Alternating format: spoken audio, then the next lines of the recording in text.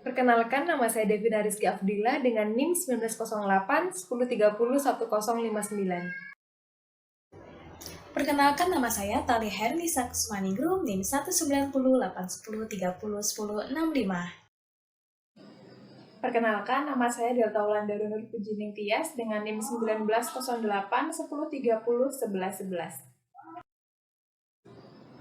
Perkenalkan, nama saya Karisma Larasmi Sandia dengan NIM 1908 1030 11 26.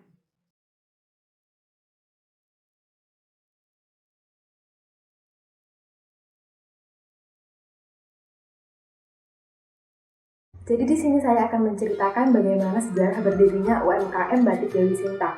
UMKM Batik Dewi Sinta ini bergerak pada bidang manufaktur dan terletak di Kecamatan Muncar, Kabupaten Banyuwangi. Nah, Batik Dewi Sinta menyediakan berbagai jenis batik mulai dari batik tulis, batik sugo, batik semi tulis, batik SMOK, batik cap canting, batik cap, batik colet, dan juga batik gradasi. Nah, rumah produksi ini berdiri pada tahun 2013, didirikan oleh seseorang bernama Bapak Arif. Latar belakang berdirinya yaitu ketika pemilik memilih desain dari pekerjaan lamanya. Dulunya, Bapak Arif ini bekerja di salah satu pabrik batik. Nah, seiring dengan berjalannya waktu, kebutuhan Bapak Arif ini juga semakin bertambah banyak. Namun, gaji yang dimiliki tidak cukup untuk memenuhi itu semua. Apalagi pada saat itu Bapak Arif ini dalam kondisi telah berkeluarga. Akhirnya Bapak Arif ini mengusulkan kepada manajernya untuk meminta kenaikan gaji agar dapat memenuhi kebutuhan hidupnya.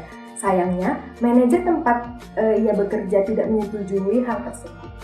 Nah, dengan segala pertimbangan, akhirnya Bapak Arif ini memilih untuk resign dan memutuskan untuk membangun usahanya sendiri. Pada saat itu, ia belum memiliki dana yang cukup untuk membuka usaha, sehingga orang tuanya ini memberikan bantuan dana kepada Bapak Arif. Bermodalkan dana dari orang tuanya, perlahan-lahan Bapak Arif ini mulai mencoba membangun usahanya sendiri. Karena dulunya beliau bekerja di pabrik batik, tentunya beliau juga telah mengetahui bagaimana proses dari pembuatan batik itu sendiri. Mulai dari memilih kain, membuat pola, mewarnai, hingga batik tersebut siap digunakan. Dari hal itulah perlahan-lahan usahanya mulai berkembang dan saat ini menjadi salah satu UMKM yang memiliki kontribusi di dalam mengenalkan batik khas Banyuwangi ke seluruh Indonesia melalui berbagai pameran yang beliau ikuti. Berdasarkan hasil kunjungan pada lapangan, UMKM Batik Dewi Sinta ini ternyata belum memiliki struktur organisasi yang jelas dan tertulis. Akan tetapi telah terdapat pembagian tugas di dalam menjalankan kegiatan operasional usahanya meskipun pembagian tersebut masih tergolong sangat sederhana. Nah, setelah dilakukan wawancara, ternyata UMKM Batik Dewi Sinta ini hanya terdiri dari pemilik dan karyawan saja. Namun, pemilik di sini tidak hanya satu orang dikarenakan UMKM Batik Dewi Sinta merupakan bisnis keluarga. Jadi, beberapa anggota keluarga ikut andil di dalam memajukan usaha tersebut. Masing-masing pihak memiliki tugas dan perannya masing-masing. Orang tua Bapak Arif berperan sebagai pengelola dana, sekaligus sebagai manajer pemasaran untuk memasarkan produk di sosial media maupun ke seluruh Indonesia melalui berbagai pameran yang mereka ikuti. Selain itu, mereka juga mengelola hal-hal yang berkaitan dengan penjualan, supplier, konsumen, dan lain-lain sebagainya. Sedangkan Bapak Arif sendiri bertugas untuk mengawasi karyawan dan mengelola proses produksi dari batik itu sendiri. Sampai saat ini, Bapak Arif memiliki 11 karyawan yang terdiri dari 4 laki-laki dan sisanya perempuan. Masing-masing dari mereka ini memiliki tugasnya masing-masing, mulai dari membatik, mewarnai, mencuci kain, mengemas, dan lain-lain sebagainya. Selanjutnya saya akan menjelaskan mengenai aktivitas kegiatan penelitian yang dilakukan di UMKM Batik Dewi Sinta, Kecamatan Muncar, Kabupaten Banyuwangi. Nah, kegiatan ini dimulai dengan melakukan wawancara kepada narasumber kita, yaitu Ibu Novitalia, untuk memperoleh informasi yang diperlukan. Nah, pada rumah produksi Batik Dewi Sinta juga terdapat beberapa aktivitas kegiatan mengenai produksi batiknya. Yang pertama yaitu proses pembuatan batik. Nah, dengan berbagai jenis batik yang dimiliki oleh rumah produksi Batik Dewi Sinta, tentu saja proses pembuatan setiap jenis batik berbeda antara satu dengan yang lainnya. Secara garis besar, proses pembuatan batik meliputi 3 tahap, yaitu proses pewarnaan, pemberian malam atau lilin pada kain sesuai dengan pola, dan yang terakhir yaitu pelepasan malam atau lilin dari kain tersebut. Lamanya proses pembuatan batik sesuai dengan tingkat kesulitan dari motif, jenis batik, dan cuaca yang sedang terjadi pada waktu itu. Selanjutnya yaitu proses penjualan. Nah, dalam hal penjualan, Batik Dewi Sinta melakukan penjualan secara pemesanan. Pemesanan ini biasanya dilakukan oleh pihak-pihak yang membeli dengan jumlah yang besar, termasuk sekolah-sekolah terdekat untuk pemesanan seragam batik. Selain itu, Batik Dewi Sinta juga melakukan penjualan dengan menyediakan barang persediaan pada toko, sehingga untuk pembeli yang ingin berkunjung dan membeli tanpa melalui pesanan dapat langsung melihat produknya. Selain itu, juga membuka untuk siapa saja yang ingin menjadi reseller atau yang ingin menjual kembali produknya. Harga yang ditetapkan untuk setiap penjualan tentunya juga berbeda, disesuaikan dengan motif dan lain sebagainya. Nah, yang terakhir yaitu kegiatan pemasaran atau promosi. Nah, pemasaran atau promosi oleh Batik Dewi Sinta ini dilakukan dengan mengikuti pameran-pameran dan festival tentang batik yang ada. Berbagai macam pameran diikuti untuk mengenalkan jenis batik yang dimilikinya. Tidak jarang juga rumah produksi ini mengikuti pameran dengan peserta dari luar negeri. Selain itu, pemasaran juga dilakukan melalui sosial media Facebook dan Instagram dengan informasi yang lengkap seperti jenis batik, ukuran kain, dan juga harga dari setiap jenis batiknya. Selanjutnya yaitu mengerjakan aplikasi keuangan ke dalam Maya. Pertama buka aplikasi Maya, klik create, lalu next isi nama perusahaan Batik Dewi Sinta, bisnis 12356 beserta alamatnya. Lalu next pilih periode bulan Mei 2001, klik dan ketiga. Next simpan file ke dalam lokasi yang sudah ditentukan, di save. Kemudian next pilih comment center. Setelah itu buka account, klik account list dan melengkapi akun apa saja yang di dalam Batik Dewi Sinta itu kas. Lanjut ada piutang usaha, kemudian lanjut ada persediaan batik, kemudian bangunan, akumulasi penyusutan bangunan, kendaraan, akumulasi penyusutan kendaraan, peralatan, akumulasi penyusutan peralatan. Kemudian ada utang usaha, uang tanggaji, dan uang muka penjualan. Selanjutnya itu ada modal, kemudian ada penjualan, kemudian ada potongan penjualan, ada letter penjualan, pembelian, potongan pembelian, BPP barang dagang, biaya gaji dan upah, biaya perlengkapan, biaya listrik air telepon, depresiasi bangunan, depresiasi kendaraan, dan depresiasi peralatan. Kemudian pilih setup, link account, sales account, centang, I track, link ke uang muka penjualan, I give, link ke potongan penjualan, lalu klik term, ubah in the given of the day 10/30/2%, klik OK. Next link account, purchase account, centang I can, I tag link ke potongan pembelian, dan I pay, klik termnya in the given of the day 10/30/2%. Lanjut klik card file, pilih card list customer, isi nama customer, Ibu Siti, card ID-nya C01, kemudian payment detailnya cash. Begitu pula untuk customer selanjutnya SDN 1 Tambak Rejo, Bapak Sudarto, dan UD Minyakarta.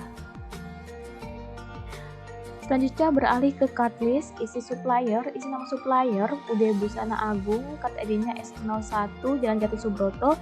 Begitu pula untuk supplier setelahnya yaitu Toko Laris, Barokah Jaya, dan PT Bina Mitra. Selanjutnya employee, isi namanya PLN, card ID-nya PLN. Kemudian klik inventory, pilih item list, isi kode barang BT untuk batik tulis, centang I buy, I sell, I inventory, cost of sale, link ke BPP barang dagang, income, link ke penjualan, aset, link ke persediaan batik. Next buying detailnya isi harga beli 340.000 per unit dan selling detail isi harga jual 400.000 per unit. Lakukan hal yang sama untuk batik selanjutnya. BS untuk batik Sugo centang semua, kemudian ditulis harga beli dan harga jualnya. Kemudian BST untuk batik semi tulis, harga jual dan harga belinya. Kemudian BSMK untuk batik semok. Selanjutnya BCC untuk batik cat canting. Kemudian BC untuk batik cap. BCT untuk batik colet. Dan BG untuk batik gradasi. Kemudian close, pilih adjust inventory untuk memasukkan persediaan awal dari batik. Yang pertama ada batik tulis atau BT berjumlah 12. Kemudian yang kedua ada BS berjumlah 14. Kemudian ada BST berjumlah 17. Kemudian ada BSMK berjumlah 17. Kemudian BCC berjumlah 13. Kemudian BCT berjumlah 15. Lanjut BC berjumlah 15. Mohon maaf, BCT berjumlah 12. Kemudian lanjut terakhir BG berjumlah 13. Nah, setiap akun ini dilinkkan ke persediaan.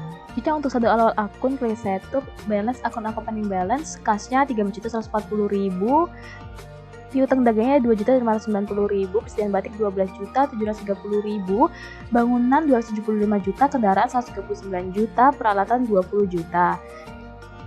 Utang usaha 5.500.000 dan modal 496.960.000.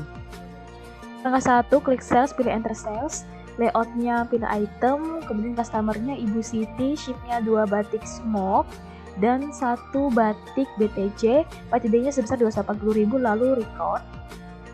Untuk tanggal 5, klik banking, pilih spend money, kartunya PLN, akun bebannya yaitu beban air listrik telepon sebesar 450.000, lalu record.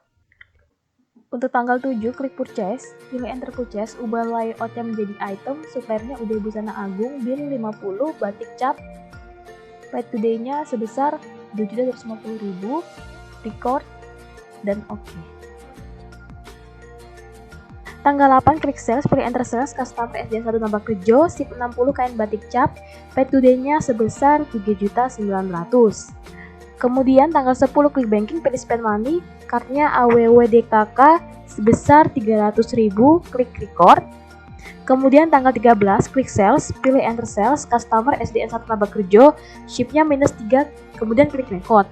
Tutup, pilih sales register, klik return and credit, pay refund-nya sebesar 150.000. Selanjutnya pilih enter sales untuk tanggal 15, customer Bapak Sudarto, ship 1 batik tulis, 1 batik cap, dan 4 cap canting. Secara kredit sebesar 865.000. Lalu klik record.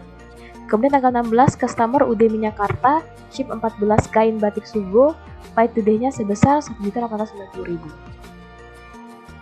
Kemudian tambahkan Ibu Wati dalam list customer. Untuk tanggal 17, klik sales, pilih enter sales, customer Ibu Wati, ship 4 batik gradasi sebesar 260.000 cara kredit, klik record. Kemudian close, pilih receive payment untuk tanggal 19, customer Ibu Wati, amount applet-nya sebesar 352.800, klik record, lalu print letter. Selanjutnya klik account, pilih record journal entry untuk tanggal 19, akun perlengkapan pada kas sebesar 200.000. Selanjutnya klik sales, pilih receive payment untuk tanggal 24, customer Bapak Sudarto, amount applet-nya sebesar 847.400, lalu klik record. Selanjutnya tanggal 26, klik purchase, pilih enter purchase, suppliernya toko laris, billnya 8 kain sugo sebesar 840.000 secara kredit, lalu record. Kemudian untuk tanggal 28, klik sales, pilih enter sales, customer Bu Siti, ship 2 batik semi tulis, 2 batik smoke, pay today-nya 510.000. Terakhir 31 Mei, klik purchase, pay bill, suppliernya toko laris, amount applet-nya 823.200. Selanjutnya klik account, pilih record journal entry untuk membuat jurnal penyesuaian. Yang pertama ada depresiasi peralatan pada akumulasi penyusunan peralatan sebesar 14.167, kemudian depresiasi kendaraan pada akumulasi penyusunan kendaraan sebesar Rp579.167, dan depresiasi bangunan pada akumulasi penyusunan bangunan sebesar Rp2.750.000, lalu klik record. Selanjutnya saya akan menyampaikan hasil analisis laporan keuangan. Nah, seperti UMKM pada umumnya, Batik Dewi Sinta ini tidak melakukan proses pencatatan laporan keuangan secara lengkap. Berdasarkan hasil wawancara dengan pemilik, mereka hanya mencatat beberapa penjualan pada setiap nota, begitu pula dengan pembelian bahan bakunya. Nah, pencatatan atas pembelian bahan baku dan juga rekap penjualan hanya mereka lakukan pada awal-awal berdirinya UMKM ini. Namun, seiring berjalannya waktu, mereka tidak lagi mencatat seluruh pembeliannya untuk proses produksi. Menurut keterangan dari pemilik, mereka tidak lagi sempat untuk mencatat itu semua. Berdasarkan pada transaksi yang telah kami buat, UMKM Batik Dewi Sinta ini mengalami kerugian kurang lebih Rp2.100.000 untuk bulan Mei tahun 2021. Begitu juga pada kondisi sebenarnya, transaksi tidak terjadi begitu ramai seperti keadaan sebelumnya, dan juga penjualan menurun drastis akibat dari pandemi COVID-19. Sedangkan untuk menentukan besaran gaji karyawan disesuaikan dengan jumlah pesanan dan tingkat kesulitan dari pesanan tersebut. Nah, umumnya untuk batik tulis upahnya lebih besar karena tingkat kesulitannya cukup tinggi dan membutuhkan keahlian yang khusus. Nah, sedangkan untuk batik lainnya seperti batik subuh, batik semi tulis, batik SMOK, batik cap canting, batik colet, dan batik gradasi, upah karyawan disesuaikan dengan jangka waktu proses pembuatan batik, motif batik, dan juga jumlah pesanannya. Sebagai tambahan informasi, besaran gaji karyawan untuk batik cap sendiri adalah yang paling rendah dari yang lainnya. Karena dalam melakukan proses pembuatan batik tidak memerlukan waktu yang lama dan keahlian yang khusus dalam membuatnya.